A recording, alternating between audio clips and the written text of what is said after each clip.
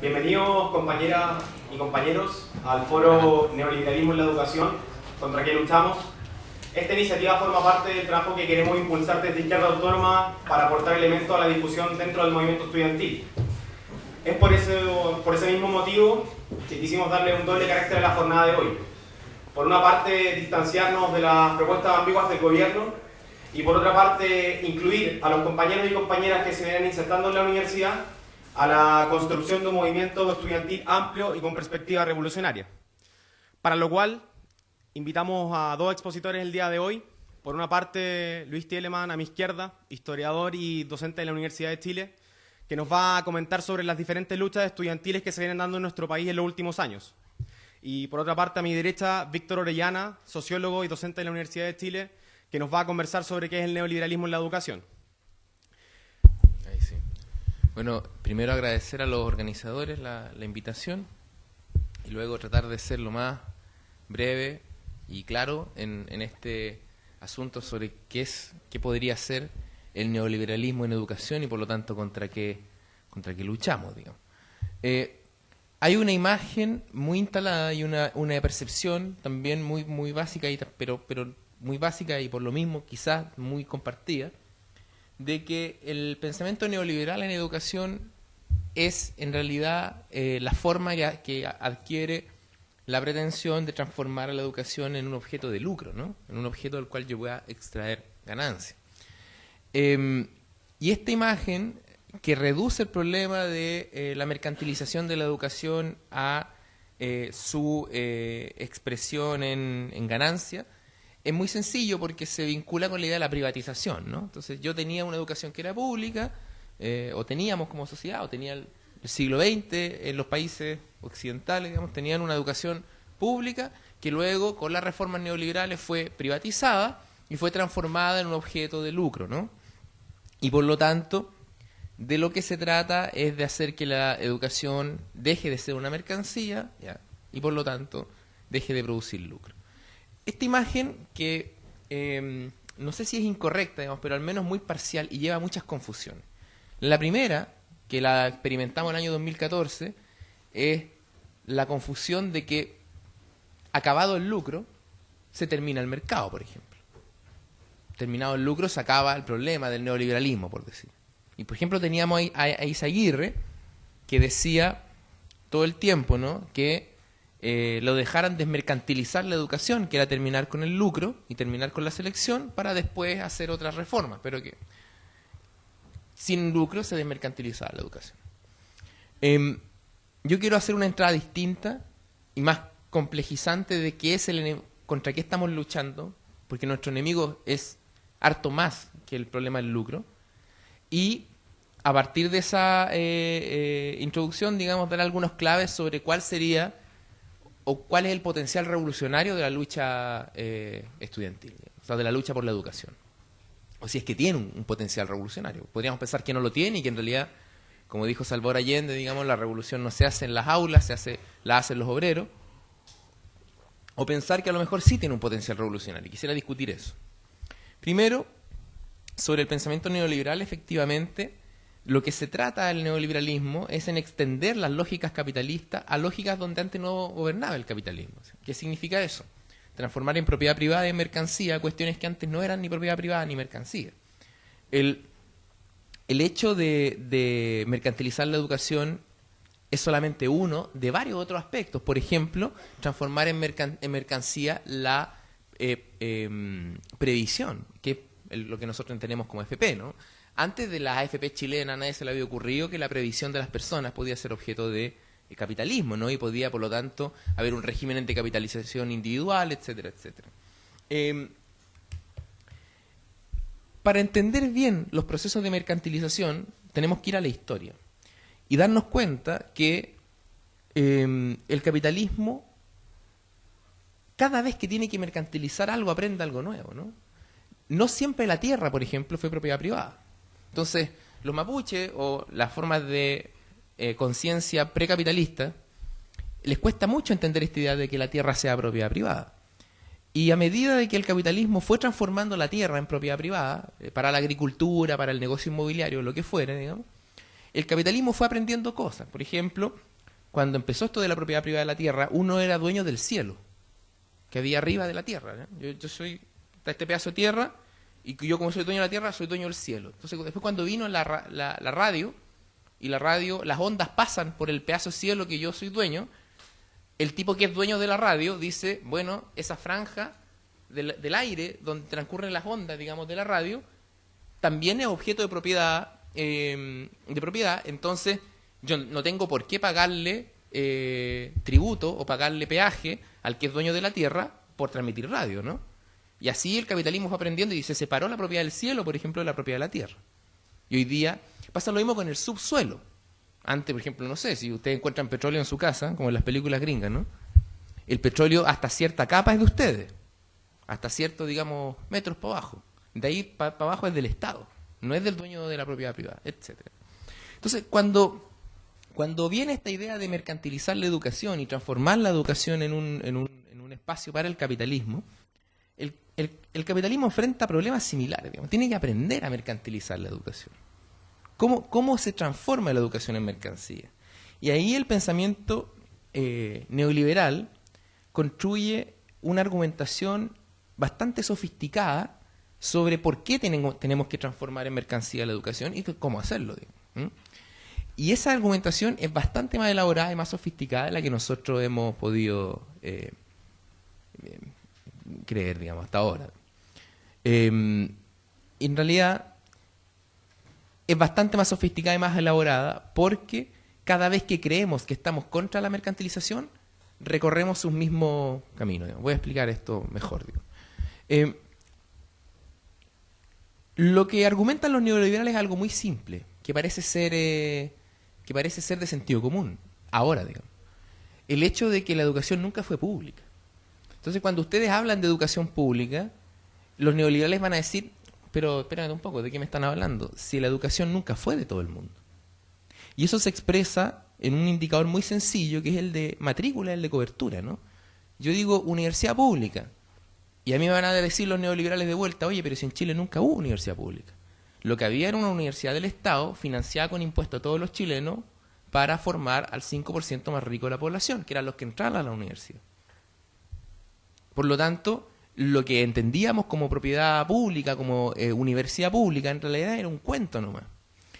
Los neoliberales dicen lo siguiente, digamos. Lo que hay que hacer es abrir ese espacio que antes era de los ricos, de los intelectuales, de los académicos, digamos, abrirlo a más gente. Tal como, por ejemplo, el mercado abrió un montón de experiencias que antes no estaban para todos, digamos que el mercado las democratizó. ¿Cómo? El argumento es muy sencillo, digamos. Lo que los neoliberales plantean es que esta universidad pública o esta educación pública nunca logró socializar el conocimiento. Nunca logró poner el saber de la cultura, digamos, a la disposición de todos nosotros, digamos, de la sociedad. Y por lo tanto, el capitalismo o el mercado iba a hacer mejor eso. ¿En base a qué argumento? Al argumento de que los mercados no distinguen entre lo que los sociólogos le llaman condiciones adscriptivas de la desigualdad y condiciones adquiridas. Voy a explicarlo mejor, o voy a decirlo en buen chileno, digamos. El mercado tiene la gracia de que yo para comprar esta botella de agua, digamos, solo necesito dinero. Y si yo soy hombre, mujer, negro, chico, con coeficiente intelectual de 200 o coeficiente intelectual de 50, digamos, el tipo que la vende me la tiene que vender igual.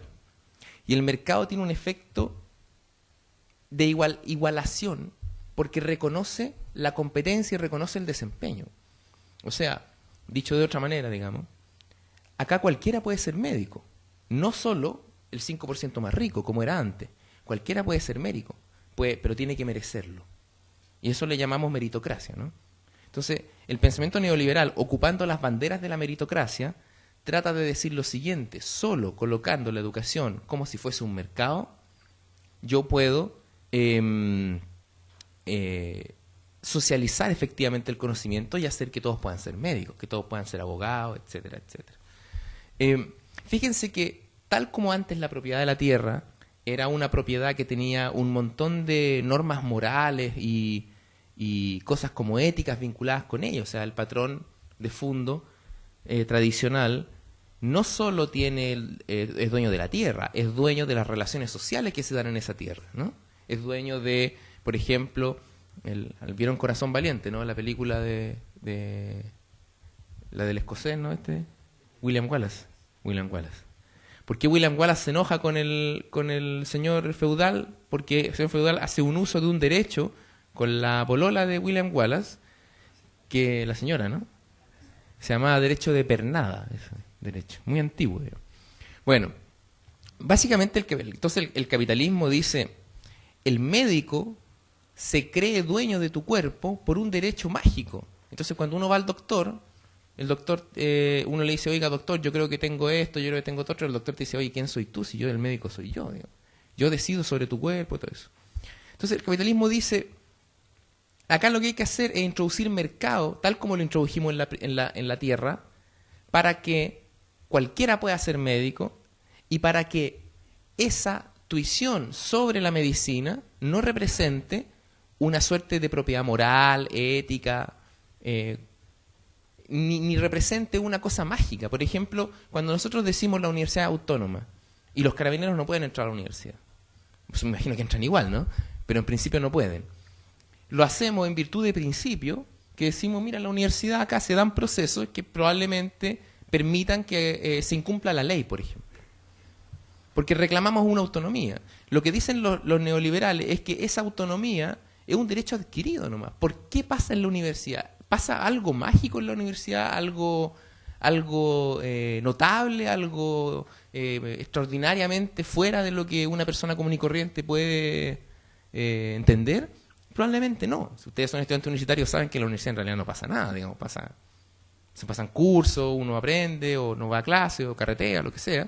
Pero no pasa nada que no pase en ninguna otra parte. Digamos. Entonces, lo que trata de hacer el capitalismo, o sea, el pensamiento neoliberal, es mostrar a la vieja educación pública como una propiedad feudal de la educación. Entonces, frente a la propiedad feudal de los viejos aristócratas, de las oligarquías académicas, le llaman, de estos señores notables que deciden ahí, frente a eso, el capitalismo coloca, o sea, el pensamiento neoliberal dice, a eso metámosle mercado.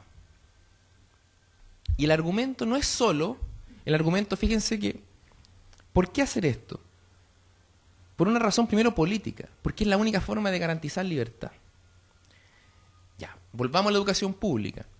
¿Quién decide qué universidades existen y en qué se gasta la plata de las universidades? Los académicos. ¿A quién le preguntan? A nadie. ¿Ante quién responden? Ante nadie.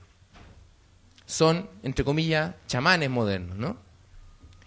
Frente a eso, los neoliberales plantean cada persona tiene derecho a elegir la educación que quiera y cada persona tiene derecho a ofrecer la educación que quiera. O sea, como en cualquier mercado. Si hay un gremio que es dueño de la producción de botellas de agua, yo solo puedo comprar un tipo de botellas de agua. Pero si yo liberalizo la producción de botellas de agua, puedo comprar agua Cachantún, agua Vital, agua con sabor de frutos del bosque, agua con sabor a limón, agua con sabor a etcétera. Se liberaliza, por lo tanto se diversifica. Eso el pensamiento neoliberal lo plantea como un argumento político, ¿no? Si metemos mercado en la educación pública, que antes era de los viejos sabios, va a haber mayor libertad, la gente va a poder decidir. Y para eso cita incluso el pensamiento crítico. Nótese que ponen una cita, por ejemplo, de la Gabriela Mistral, ¿no? Que era una mujer de izquierda, pero ponen citas de que la Gabriela Mistral estaba contra la educación centralizada del Estado, en que el Estado decía todo lo que había que hacer, digamos, estos caballeros.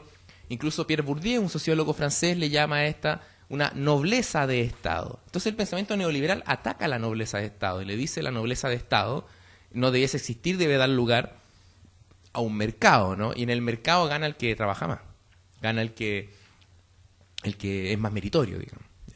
Pero hay un segundo argumento, que es un argumento técnico. Y la idea es la siguiente, ¿no? La competencia va a ser entre estas distintas educaciones que la gente busque, la competencia va a hacer que mejoren.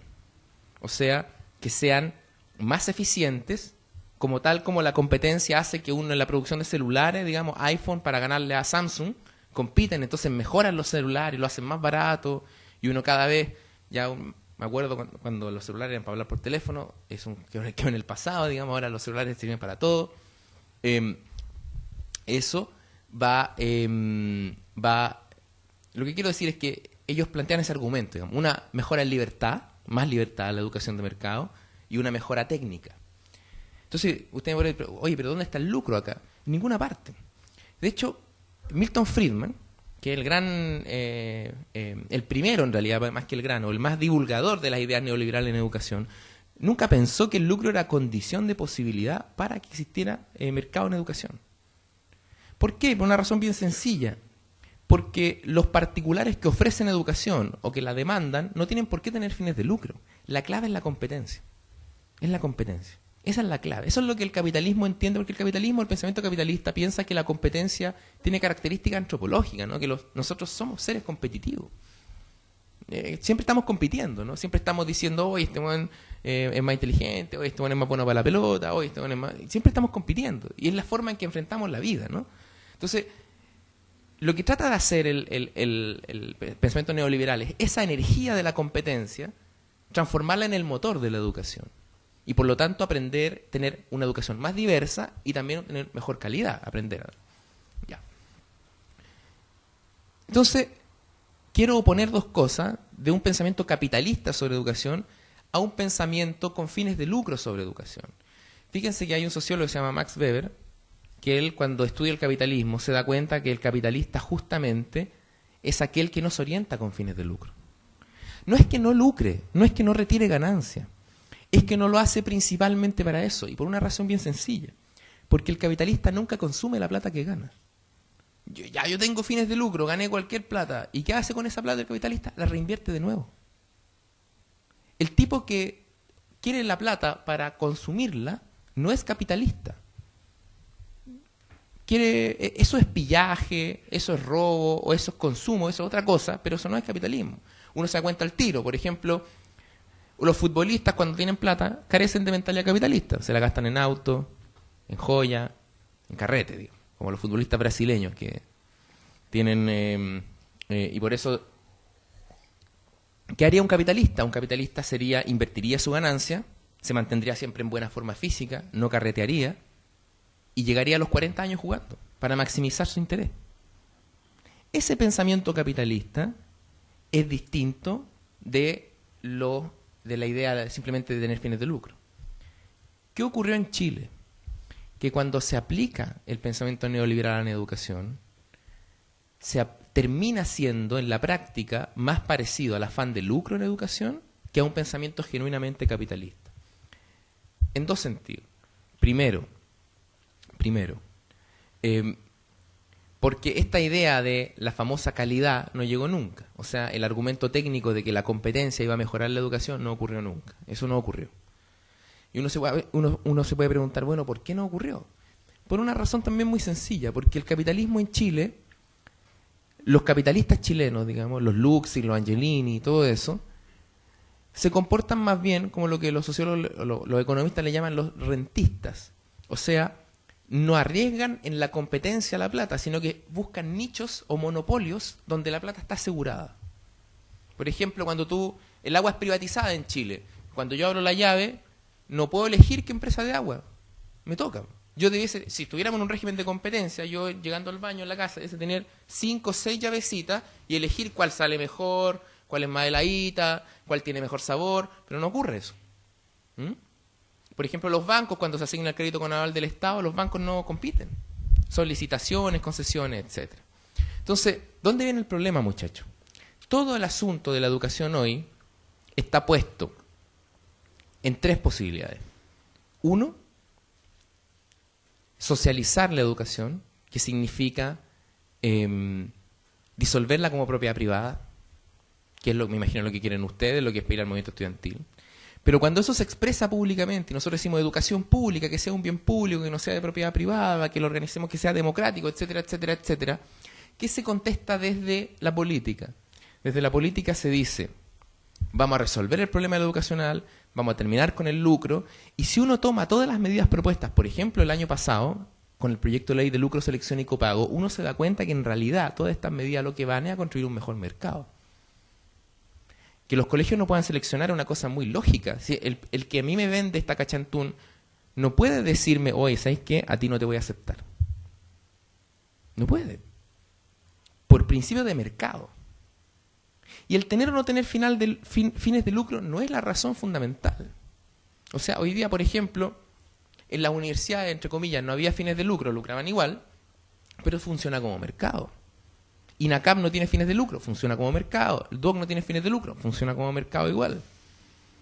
Entonces, la tensión que siempre tiene el movimiento estudiantil, a ver, antes de llegar al movimiento estudiantil, ¿cómo es posible entonces que esto se presente como el fin del mercado, pero en realidad sea solo un mejor mercado?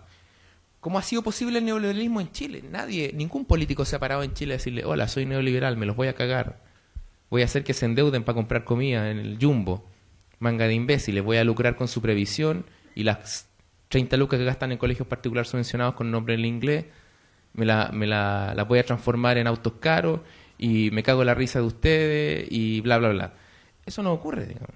¿Cómo se presenta el neoliberalismo? El neoliberalismo se presenta en Chile como progresista, como una suerte de transición democrática, donde estamos lentamente avanzando contra la derecha, etcétera, etcétera, etcétera.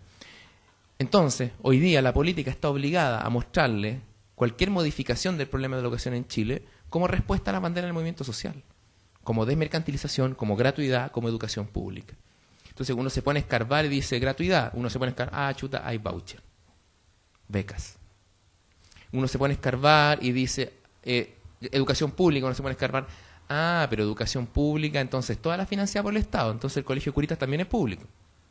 Y todo es público. Entonces, como dice Carlos Peña, mira, la Universidad Católica produce bienes públicos, entonces es pública porque el conocimiento es público, pero el rector, si se despenaliza el aborto, los médicos de la Universidad Católica no pueden aplicarlo, por ejemplo.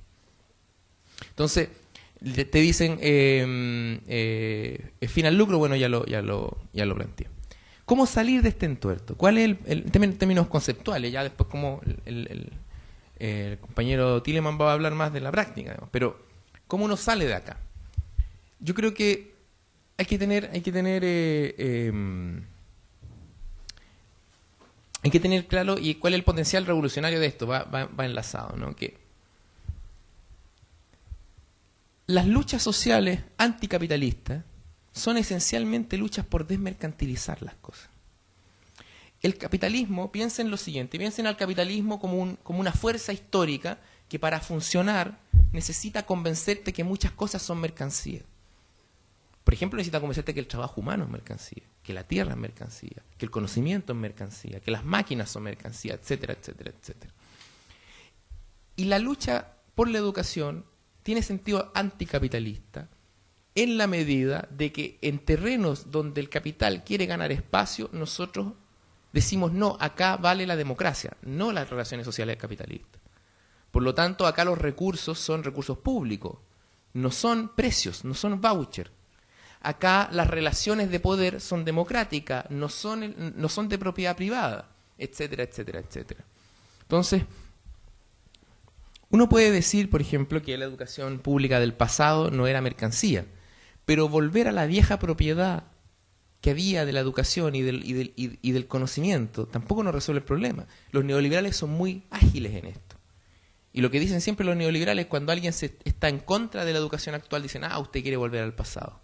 Quiere volver a la universidad que estudiaba solo el 5%. Usted quiere que le den plata a las universidades públicas. ¿Qué hacemos con los muchachos que estudian en INACAP? ¿Qué hacemos con los muchachos que estudian en DUOC? Nos olvidamos de ellos. Ellos no tienen derecho, entre comillas, a obtener beneficio, etcétera. Y la clave de eso es, digamos, en dos, y con esto voy cerrando, en dos sentidos. Primero, en términos de ideario, para no perdernos, ¿hacia dónde vamos nosotros? ¿Qué aspiramos? También tiene un sentido anticapitalista decir, aspiramos a que la democracia gobierne más aspectos de la vida. La educación es un aspecto fundamental en la reproducción social. Yo paso 12 años metido en la educación obligatoria, después si sigo estudios superiores paso 5 años más, y un espacio fundamental de la socialización de todos nosotros. Defender la democracia en ese espacio de socialización y decir que ahí no se mete el capitalismo, nos obliga a dar la respuesta siguiente. Chuta, entonces, ¿cómo lo organizamos? ¿Qué significa organizarlo? Y es una pregunta fundamental para el movimiento estudiantil. Entonces, estoy haciendo el deslinde, ¿no?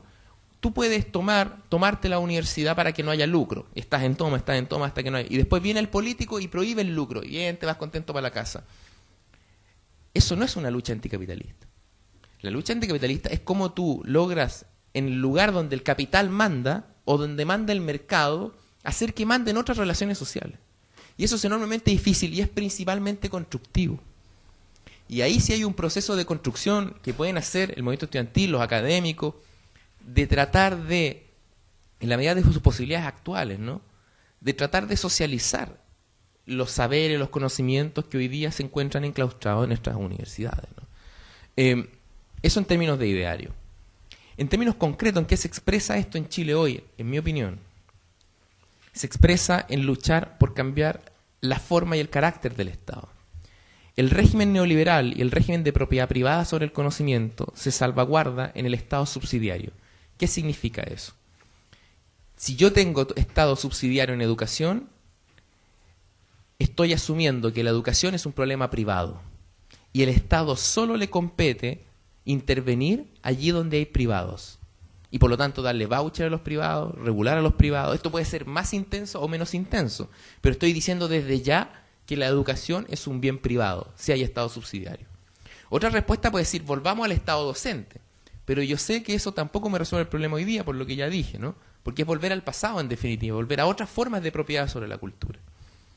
Hoy día lo que tenemos que pelear, sobre todo que seamos pelear por un cambio constitucional, es construir una forma distinta de concebir la educación como un bien común.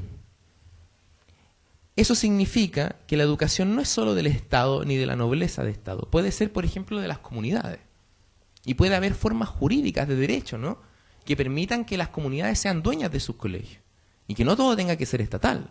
Porque tú puedes tener educación estatal, pero si no estás sometido a la democracia, tampoco es pública, siempre es de alguien. Como fue la educación en Chile durante el siglo XX, que siempre fue de alguien. Nunca fue pública. Ahora, todos estos procesos son, digamos, uno avanza o retrocede, no vamos a ganar totalmente, ¿no? Pero ¿qué podemos hacer? Podemos construir un pensamiento, digamos, un movimiento que tenga claridad sobre esta cuestión y por lo tanto no se confunda. Y cuando lo lleven al movimiento a regular el mercado, el movimiento puede reaccionar y decir, yo no estoy para regular el mercado, yo quiero sacar al mercado de acá. Un movimiento consciente que sabe eso, sabe que cuando está sacando al mercado y está sacando la lógica autoritaria, tiene que poner democracia. ¿Qué significa eso? Tiene que decir qué educación quiere. Y eso es más difícil que decir que estoy contra el lucro.